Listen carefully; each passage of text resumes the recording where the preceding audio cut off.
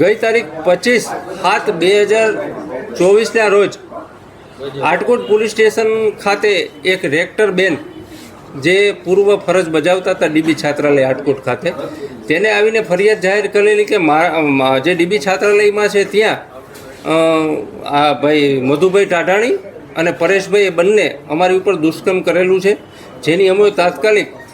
ફરિયાદ દાખલ કરવામાં આવેલી છે. આઈપીસી કલમ 376(1) વગેરે જુદી જુદી કલમ દુષ્કર્મની કલમો અનુસંધાને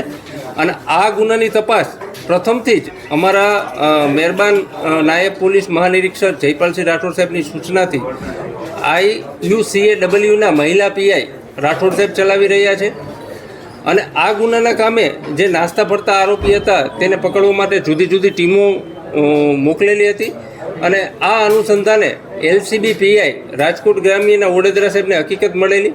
જેઓને અટક કરી ભરૂડી ટોલ નાકેથી તેઓને 2/8/2024ના રોજ અટક કરવામાં આવેલા મધુભાઈને, અને મધુભાઈએ આ ભોગ બનનાર આરે સંબંધ અગાઉ હતા એવું એને કબૂલ કરેલું છે, જે અનુસંધાને એની ધોરણસર અટક કરવામાં આવેલી છે. તેઓના 14 દિવસના રિમાન્ડ માગેલા, જેમાંથી તેઓને દિન 2ના રિમાન્ડ મળેલા, જે અનુસંધાને રિમાન્ડ દરમિયાન અમારા જે મહિલા પીઆઈ છે તેઓએ આ કામે સુરત તથા આજુબાજુ તપાસ કરેલી અને આ કામે વધારે પુરાવા મેળવવા માટે ફર્ધર રિમાન્ડ પણ માગવામાં આવેલા. આમ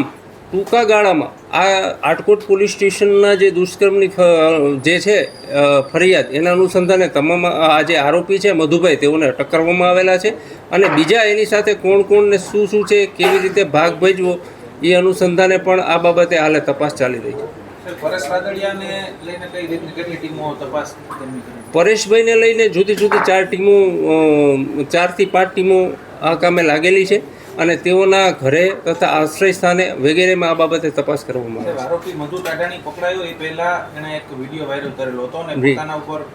ફસાવામાં આવી રહ્યા હોય તેવી વાત કરી હતી. તેમણે રેપ નથી કર્યો, પરંતુ તેની મરજીથી આ બધું થયું છે. તે છોકરી સાથે તે વાત પણ કરતો હતો. એને લઈને કઈ તપાસ કરવામાં આવશે? આ કામે જે એમને વિડીયો વાયરલ કર્યો છે એની પણ તપાસ કરવામાં આવેલી છે, વિડીયોની પણ ખરાઈ કરવામાં આવેલી છે, ક્યાંથી વિડીયો વાયરલ કર્યો, શું કામ વાયરલ કરેલો એની પણ તપાસ ચાલુ છે.